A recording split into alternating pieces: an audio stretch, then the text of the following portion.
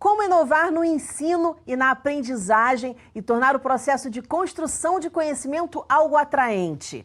Hoje nós vamos conhecer iniciativas que vão nos inspirar. Então fique ligado, está no ar o Educação.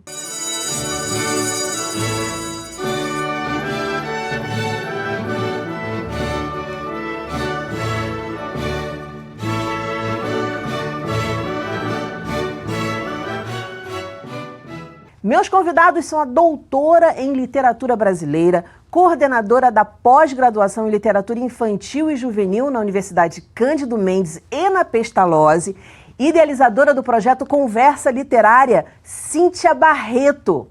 A professora de português da Rede Estadual de Ensino, que faz parte do projeto Fragata Itinerâncias Literárias, Patrícia Condé. E o professor de Sociologia e Filosofia, João Paulo Cabreira. Muito bem-vindos ao programa. Eu comecei com uma provocação, abrindo o programa com uma provocação, como tornar esse processo de ensino-aprendizagem inovador. A gente está aí com várias escolas ainda no século XIX, pessoal olhando para a nuca um do outro, aquela educação bancária, né, que é só depositar no aluno sem troca, sem construção. Como é que a gente faz isso? Porque tem muitas ideias hoje em dia, né, com a questão da internet, enfim, com educação aí no ar toda semana. Tem muitas ideias, mas como inovar? O que o professor tem que ter, sei lá, no espírito ou tem que procurar fazer para inovar nesse processo? João. Ele tem que diversificar, né, na sua atuação e incluir o aluno dentro do processo, né? Isso é fundamental. Porque a gente não tem que não deixar de, a gente não pode permitir que a gente objetifique o conhecimento, né? Que a gente torne o conhecimento um objeto. Então não é um objeto que eu pego e jogo para o aluno. Então eu preciso incluir o aluno dentro desse processo para que ele possa se apropriar do conhecimento. E se apropriar, ele tem que produzir algo. Então a maneira de inovar é colocar o aluno no centro desse processo para produzir conhecimento junto com o professor. Fantástico. Cíntia? Concordo plenamente com o João e acho que assim, por isso a gente fala muito em projetos, né? Acho que o projeto é uma forma de incluir não só o aluno nesse processo de produção e de aprendizagem, mas também até outras disciplinas, entre a gente também, né? Porque geralmente o projeto ele tem toda uma elaboração, que eu quero que vocês falem de cada um desses projetos, porque eu acho que eles podem inspirar muitos professores e os pais também. E quando a gente fala, você fala em processo de inclusão, que é isso, né? É incluir. Esse mundo te pertence, né? Esse mundo que a gente está construindo aqui, que você vê lá fora, você é ator, é sujeito nesse mundo. Eu acho que isso é interessante. Quando você pensou em construir o teu projeto, quer dizer, pensou em construir um projeto que envolvesse literatura, que aí você já fala de uma gama de situações que incluem. Então, eu acho que esse projeto, no caso, o Conversa Literária, vamos dizer assim, né, é um projeto que ele visa realmente o encontro entre o aluno, né, o estudante, os educadores, né, o livro, o conhecimento, unir pessoas que estão ali em torno do incentivo à leitura literária, que eu acho isso legal. O aluno não perceber, por exemplo, de repente tem aluno que não tem muito... Eu nem gosto dessa palavra aluno, mas eu uso muito estudantes, né? Porque sem luz, quando eu né? escrevo, acho que falando a gente acaba saindo, mas na minha escrita eu estou tendo esse cuidado de escrever mais estudante, produtor de cultura, agente, né? E aí ela está falando isso muito por conta da tradução até do que é aluno, né? O sem luz. Exatamente, o sem luz. Então, assim, a gente falava isso muito sem perceber, mas sem querer também atuava nesse sentido do sem luz. Vem do latim. Que vem desse latim e vem nesse sentido da educação bancária que tanto Paulo Freire criticou e apontou como sendo uma coisa ruim, né? Então, assim, tanto o meu projeto, acho que eles vão falar deles também, mas eu acho que outros projetos também que existem lá no André Maurois, são projetos que vão ao encontro dessa nova educação, dessa educação contemporânea, né? Que pensa a escola como um coletivo. Hoje até escrevi um texto sobre isso, né? Porque ontem estava no workshop sobre educação, jovens e projetos de vida, e ali a gente foi conversando e eu fui só, assim, amadurecendo ainda mais o que eu já fazia na prática e tentando agora até produzir material para passar para mais pessoas, né, sobre isso, que é essa questão de que a gente errou lá atrás, quando a gente colocou o professor como centro da aprendizagem, e a gente não pode, agora que a gente está falando do aluno como centro da aprendizagem, o meu único senão é vamos observar para a gente não colocar o contrário. Quer dizer, é claro que a gente precisa, depois de tantos anos, essa coisa da reparação histórica é muito importante. Então, há nessa questão de colocar o aluno como centro, como protagonista do processo de aprendizagem, há nisso aí por trás, eu entendo muito bem, uma reparação de anos de sobreposição do professor ali. Sim. Porém, o meu cuidado há alguns elementos que fazem, quando eu digo elementos, não pessoas, mas alguns fatores que às vezes dificultam esse entendimento, à medida em que às vezes o próprio estudante não tá preparado, vamos dizer assim, para estar nesse centro. Alguns, outros estão super... Então, assim, a gente tem que ir com cuidado, tem que fazer isso sim, mas tem que pensar no coletivo, tem que ser, acho que os dois de mãos dadas, como ele falou, estudantes e professores, sim, e escola, a construção e família. É coletiva, até porque a sociedade se até dá no colocá-lo, coletivo. exatamente. Mas tem uma questão que a gente sempre tem essa preocupação, né, quando a gente conversa muito sobre esses projetos, de que às vezes essa mediação do professor, de colocar o aluno como centro, né, é colocado apenas como interação, mas não, existe na educação uma intencionalidade de desenvolver alguma coisa no estudante. Exato. Então esse processo, a gente se preocupa muito de, ao inovar, não também descaracterizar a escola, porque ela tem que ter um objetivo, foi o que você falou de ter o planejamento, de ter uma estrutura, ter o que a gente chama de lastro pedagógico, em que o professor, na verdade, conduz. Então, nesse momento que a gente tem uma relações sociais mais horizontais, né, e que a gente tem também essa luta mesmo de igualar horizontalmente, e também tem que destacar que a natureza da relação é diferente. Então, embora sejamos horizontais, professores e alunos, né, de desconstruir aquela escola tradicional, hierárquica, autoritária, que faz parte também da sociedade, mas também sem deixar ir para o outro lado, de reconhecer também que deixar fazer, isso, que existe, há uma liderança, há uma autoridade. Acho que se você pegar, eu sempre falei isso na Bienal também, o livro do Paulo Freire é perfeito. Eu acho que se ele já foi lido, deve ter sido lido, e se não foi, deve ser lido ou relido na Pedagogia da Autonomia. Porque a pedagogia da autonomia, ainda mais nesses tempos, né, de orientalização, né, de uma coisa mais horizontal, para as coisas não se perder, sabe? Eu acho que nem para um lado, nem para o outro. Sim. Eu acho que o aluno é centro, sim, mas eu entendo o centro de uma forma como o João entende, acho que como a própria Patrícia entende. Há uma liderança, há uma autoridade que não é ruim, não é autoritária. Há uma condução. Né? Há uma condução, exatamente. Quando o Paulo Freire fala uma mediação. Quando ele fala mesmo educação no campo, né? Existe toda uma orientação e uma construção que vai ser feita. Agora, não é fácil? Não é fácil. Não é fácil. Fala assim, ai meu Deus, mas poxa, assim fica muito difícil. É difícil, ninguém disse que é facinho, mas o resultado é maravilhoso. Pra gente, pra quem tá no processo, né, pro professor, poxa, poder parar e escutar, na verdade a escuta é uma coisa que a gente tem que um exercício para a nossa sociedade, né? Todo mundo quer falar demais. Queria que você falasse um pouquinho sobre o seu projeto, que tem uma inspiração muito legal. O projeto é baseado nas simulações da ONU, né? E eles fazem debates sobre problemas de questões mundiais e também fazem debates também de instituições como a LERJ, né? Como o Congresso Nacional. A ideia do projeto era justamente que eu estava preocupado em participar da linguagem dos estudantes, né? Mas ao mesmo tempo que era possível entender o que eles tinham de conhecimento deles, mas também gostaria que eles tivessem acesso ao conhecimento científico, ao conhecimento sistematizado, que é o lugar da escola, né? Que é a função da escola passar esse conhecimento. Então a ideia era como inserir esses alunos desse processo para ele usar a linguagem, né? E usar a partir desse conhecimento dessa linguagem levar para a vida dele. Se apropriar de certas posturas. Quer dizer, não é uma questão só de protocolo. Vamos aprender qual é o protocolo de uma reunião da Organização das Nações Unidas. Não, é uma questão de postura, de como se posicionar dentro de um debate. Exatamente. Isso. E aquilo que você falou sobre escuta é super importante. Antes, por exemplo, está acontecendo na escola nesse momento essa simulação oficial. Mas eles fizeram antes uma simulação e convidaram as turmas para assistir. Então, levei uma das turmas para assistir e eles adoraram esse trabalho da escuta. Quer dizer, o importante, que você tinha falado antes, é fazer com que o aluno participe desse processo e tenha prazer nisso, porque aí a aprendizagem se dá melhor. Exato. Então, assim, quando eles perceberam que eles poderiam argumentar né? E que tem todo o protocolo, até das palmas, que eles batem palmas assim. Aí alguém veio me perguntar assim, por quê? Professora, por que eles estão batendo palmas assim, não assim? Eu falei assim, olha só, tem a questão dos surdos, que eles não ouvem, então tem que ter o sinal.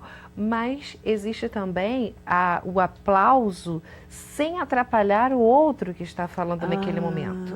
Né? E assim, eles acharam aquilo fantástico. E como tinham 2 meninos da turma participando da atividade, eles acharam graça da posição do menino ocupando o espaço, ou seja, como que ele estava se colocando ali. Então, eles observaram que aquilo era um momento de argumentar. E que para argumentar tem que ter conhecimento. Sabe o que está me lembrando? O do filme Ao Mestre com Carinho, que tem uma cena lá que ele fala para um menino isso, para um menino, você tem que saber como se aproximar das pessoas, como se ele fala disso, né, de postura, e a partir dessa postura que você tem um tratamento em sociedade diferente, ele vai abrindo esse caminho para esses meninos, é muito legal. E eles se apropriam. Ótimo, né? Então, assim, perfeito. se você passar pela escola essa semana, você vai observar que os meninos estão vestidos como os delegados da ONU. Olha que então, legal. eles assumem a postura. Onde Aquela escola, essa escola estadual fica onde? Fica no Leblon, No Avenida Leblon. Visconde Albuquerque, 1325. 1325. Você tem bastante experiência, muitas iniciativas inovadoras. Fala do teu projeto. Teu projeto também é um projeto literário. É um projeto de mediação de leitura. Na verdade, são amigos que se conhecem há algum tempo e que já tinham uma ideia de fazer um projeto de mediação de leitura, não só dentro de uma escola, né? Mas dentro das escolas públicas em que trabalhamos, e aproximar essas escolas, para que os alunos percebessem também o seguinte, que eles estudam todos em escolas públicas, que eles se olham de forma diferente, mas na verdade são todos da escola pública com problemas muito parecidos, com questões muito parecidas, né? Então o projeto é um projeto de extensão, de pesquisa e extensão também, que é ligado à Universidade Federal do Rio de Janeiro. Né? E as escolas, a ideia é que as escolas próximas pudessem fazer ao mesmo tempo, né, leituras de textos literários, não necessariamente os da sala de aula, por isso que ele é no contraturno, né? Então, assim, nós no estado somos 16 horas. Enquanto 16 horas nós temos a carga horária de sala de aula e pronto, e 4 horas de planejamento apenas, né? Que praticamente a gente utiliza muito mais. Esse projeto, ele é fora dessas 16 horas. Então, nós vamos fora do nosso horário. E como ele é uma parceria com outras escolas, com o Colégio de Aplicação da própria UFRJ e o Colégio de Aplicação da UERJ, né?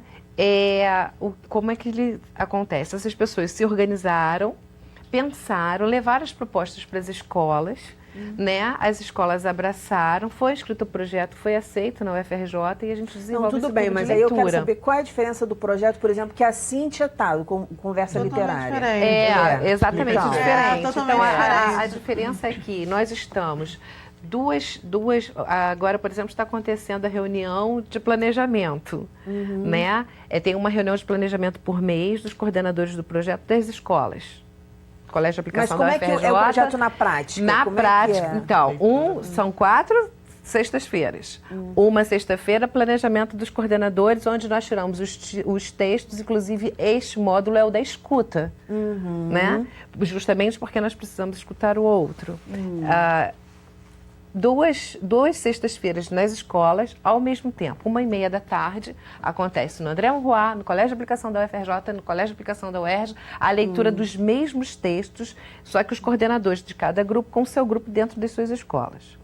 E a quarta sexta-feira do mês, a última sexta-feira do mês, é a itinerância, por isso ele é Fregata Itinerância. Então, nós nos encontramos num espaço público, porque nós somos professores e alunos da escola pública, então um lugar público em que os alunos não precisam pagar para entrar, e lá nós fazemos a leitura dos textos compartilhados. Os alunos todos juntos vão falar sobre as suas intenções, sobre o que eles leram, o que eles entenderam. É quase o que a gente chama em teatro de leitura dramatizada, né? Quase senta todo mundo para ler. E aí, não chega a ser não é dramatizada, óbvio. Se bem que a gente faz umas dinâmicas, sim, de tem percepção. uns mergulhos aí. Tem, Na sim, conversa tem, sim. literária já é diferente. Na conversa literária eu tento introduzir assim, pelo menos duas pessoas. Colocar duas pessoas conversando entre si sobre um tema gerador, né? Então, por exemplo, literatura e liberdade, né? Então, eu vou chamar, sei lá, o Alexandre Damascena, né? Que costuma ir, ator, diretor, vai falar sobre o Ferrez, ou vai falar sobre o Machado de Assis. Então, ele fala sobre um autor, lê um texto, ou um conto, ou dramatiza, né? E vai chamando a atenção, né? Para o menino ficar com vontade de ler. Né, e conhecer mais. Eu lembro uma vez a gente fez um na Cidade das Artes sobre o Drummond. E foram várias turmas, né? Foram várias turmas. Também acontece agora no contraturno. Então eu tenho duas amigas, né? Deixa bem marcado aqui. A Nívia Oura e a Bianca Coura, até os nomes são parecidos, né? E elas duas são, assim, vou dizer que formação de público, sabe? Elas levam as turmas do André Morroá, geralmente uma vez por mês. Eu estou começando a reformular para 2020 ser uma coisa mais diferente, até acontecer mais no André Morroá ainda, como foi no início. No início chegou a acontecer quase que toda semana, né? Aí a gente foi mudando, tipo, toda sexta-feira tinha conversa literária, primeiro com eles, depois fui levando amigos, eu falei, poxa, toda sexta fica puxada, né? Então vou botar uma vez por mês. E aí depois vamos sair da escola. Aí me chamaram para ir para casa de Rui Barbosa. Olha só, eu fui convidada.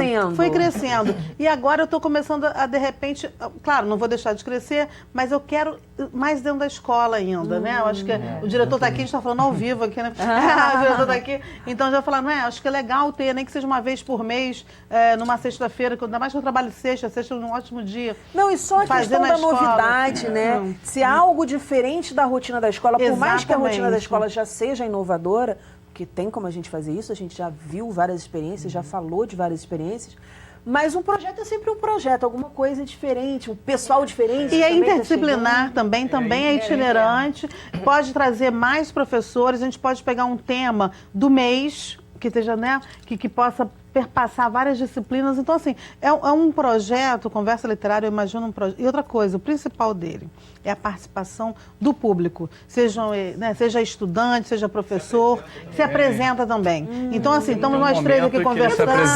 Gente, tá em todo... E ele está crescendo a cada dia. É muito legal, né? Cíntia, esses projetos, porque os nossos estudantes estão acostumados com uma sociabilidade muito de consumidor, de mais mercado, e não tanto de uma formação de um público, de leitor, de produtor, de cultura, que é o outro espaço, que é o espaço do conhecimento da escola. E eles sentem uma certa dificuldade, né, da sua participação, de como, né, até mesmo de escutar, de como assistir uma palestra, de como assistir uma troca de ideias, né, como se expor. Na então, conversa literária eles têm a conversa literária tem a troca com os autores, que é interessantíssima, é uma formação de público leitor, né, e de hábitos de cultura, e de criar hábitos de cultura, né. De ampliação de repertório, Isso, sabe? Exatamente. Repertório de mundo, de leitura literária, possibilidade e de cultura, de vida, né? enfim, é tudo. Você abre outras Porque possibilidades. a gente costuma falar muito para eles que tudo parte da interpretação. Então, para você interpretar, você precisa ler. Né? Então, quando ele lê textos diversos autores de clássicos do cânone ou não, né? E traz isso para uma discussão, é importante porque ele consegue interpretar de uma outra forma e o rendimento dele na escola melhora. Porque nós tivemos isso. Você imagina um aluno que Se tem desperta. acesso a esses 3 projetos. Sim. Né? Vai à conversa literária, participa do Fragata e é do CEAMAP. Quer dizer, é um aluno que ele tem uma riqueza de repertório muito maior. Muito grande. Isso que eu ia falar. A escola está bem, né? Um conhecimento crítico, né? Porque você tem um conhecimento que, às vezes, é aquele tecnicista que é só a informação e o conhecimento. Mas você tem que aprender a mobilizar essa informação, esse conhecimento, para questionar a realidade. Senão você não chega ao pensamento crítico. Qualquer computador, você vira um computador. Você fica reproduzindo. Né? E ela é amplia, legal né? também, desculpa, quando vocês falaram o negócio da palma assim, eu já sou toda expansiva. Conversa literária já não é assim, já é mais animado nesse sentido. Mas eu acho que a gente tem que ter os dois modelos. Porque eu tenho que saber a hora que eu tenho que ficar mais, Claro. né, mais na escuta e ouvir mais o outro e fazer eu acho perfeito. E a hora que eu posso ser mais expansivo, que eu posso bater palma, assoviar, ir lá e falar, criar na hora um texto e apresentar meu texto. Então, assim, e a hora de interpretar. Então, eu acho que na escola você não corta nada, você traz. Você, né, não é para você tirar. Eu acho que todos os projetos são importantes e justamente por eles serem diferentes, mas com o mesmo propósito de ampliar o conteúdo do aluno, o repertório do aluno, dar subsídios para que ele se desenvolva criticamente. Prazerosa, né? Porque assim, você ouvir o aluno, quando o aluno retorna para você e diz assim, nossa, eu era péssima interpretação de texto, olha a minha nota contigo, né? Isso foi a partir do momento que eu participei do projeto, que eu entrei e resolvi entrar no projeto, você fica feliz da vida, porque a ideia é essa, eu quero, entendeu? enquanto eu estou falando isso aqui, quero que vocês já pensem aí em casos para contar. Não precisa contar a idade do aluno, nem nada disso, a série, mas o caso, a gente quer muito. A gente carece muito de prática, eu acho, na educação, né? De ouvir o outro falar, pô, deu certo e aconteceu isso, isso e isso. Mas é interessante, a gente não fala e não ouviu dos nossos pais, né? Ah, você só aprende coisa errada, aprende rapidinho. Por quê? Porque coisa errada é sempre na brincadeira. A coisa errada sempre se fala na brincadeira. Quer dizer, então por que não trazer o prazer? E quando a gente fala de brincadeira, a gente está falando de prazer. Por que não trazer o prazer para o processo de construção de conhecimento? Porque é isso, entendeu? Não adianta se enfiar um monte de coisa. O cara lembra durante um tempo, mas não apreende. Que é, acho que, o nosso goal, né? Fazer com que o aluno aprenda. Eu tenho duas situações. Os dois alunos do ano passado, de duas turmas diferentes. Um que falou que foi justamente o que mudou realmente a nota dele, o rendimento dele, e por acaso ele era meu aluno, porque o projeto não é necessariamente para nossos alunos, especificamente para a escola, né? Enfim, ele melhorou o rendimento dele, né? Depois, porque você é obrigada a fazer prova, porque a escola do século XIX ainda pede prova, né?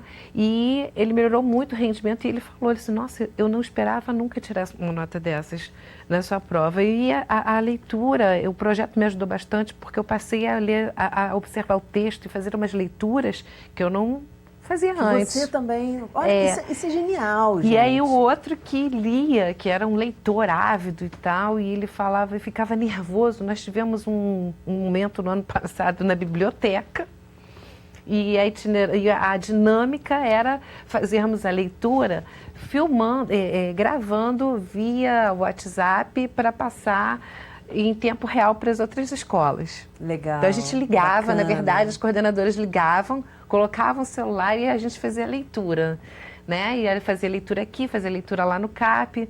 E o texto era um texto Eles devem ter agoniante. curtido muito usar o WhatsApp para fazer isso, gente. Muito. E era uma leitura que eles ficavam agoniados, porque só vinha telefonado, Gabriel Garcia Marques, o texto. Ai, meu Deus. E eles ficaram no desespero, meu Deus, ela não vai, meu Deus, isso não vai resolver nunca. E quando eu termino o texto, mas eu esperava um outro final. Então, assim, é maravilhoso, a gente gosta de histórias, a gente vive pelas histórias. Né? Olha que legal. E detalhe, um texto lá do finalzinho do século XIX, início do século XX, início do século XX, e eles no século XXI.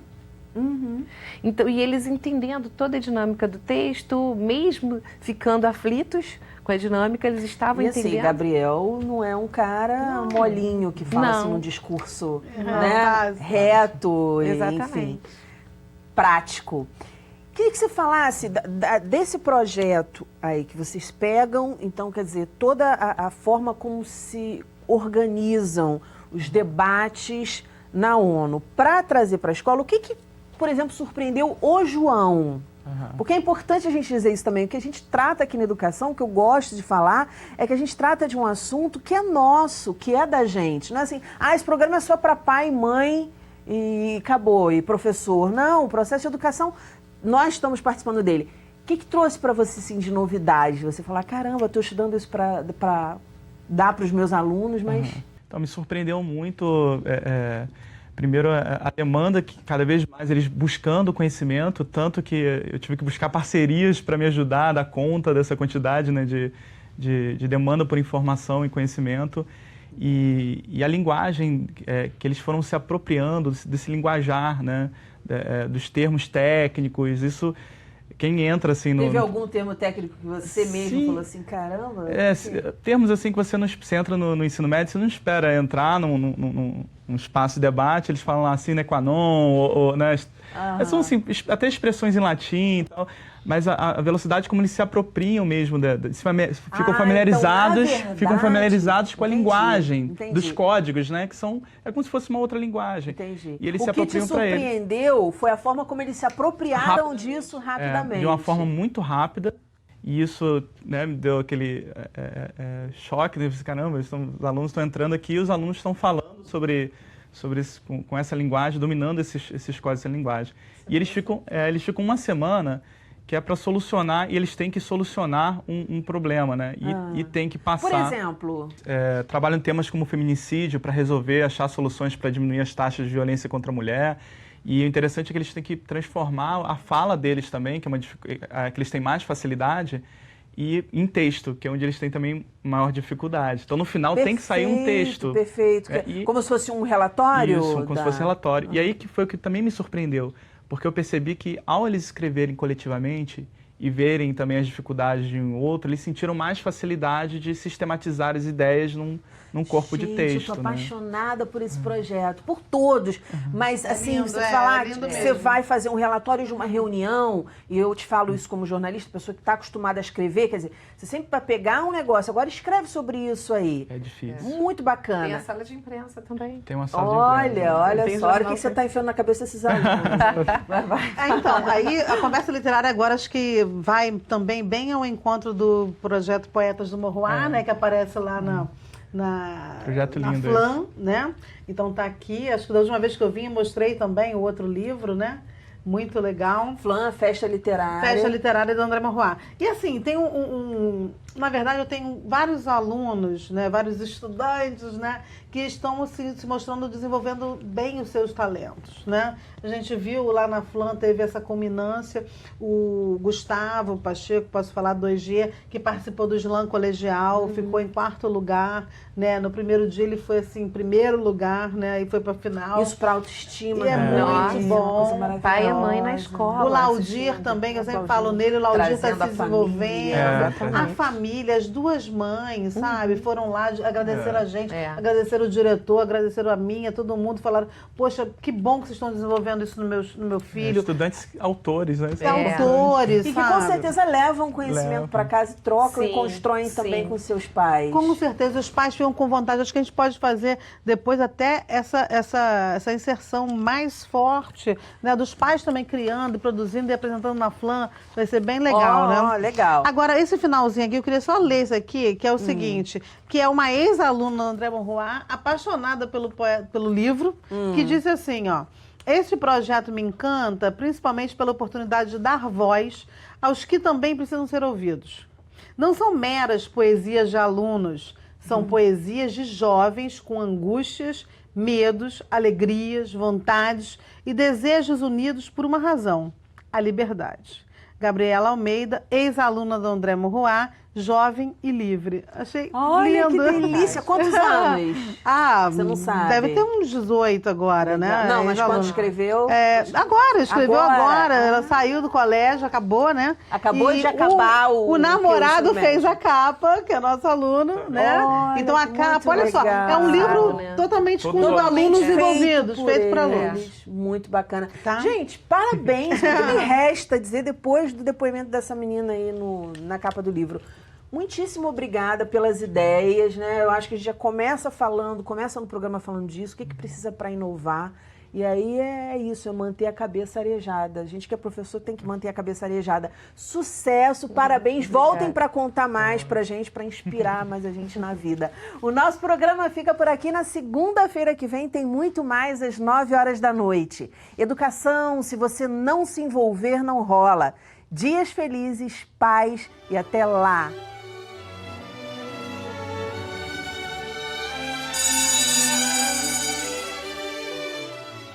No meio do caminho, Carlos Drummond de Andrade. No meio do caminho tinha uma pedra. Tinha uma pedra no meio do caminho. Tinha uma pedra no meio do caminho. Jamais me esquecerei desse fato na vida de minhas retinas fatigadas. que no meio do caminho tinha uma pedra, que tinha uma pedra no meio do caminho. No meio do caminho tinha uma pedra.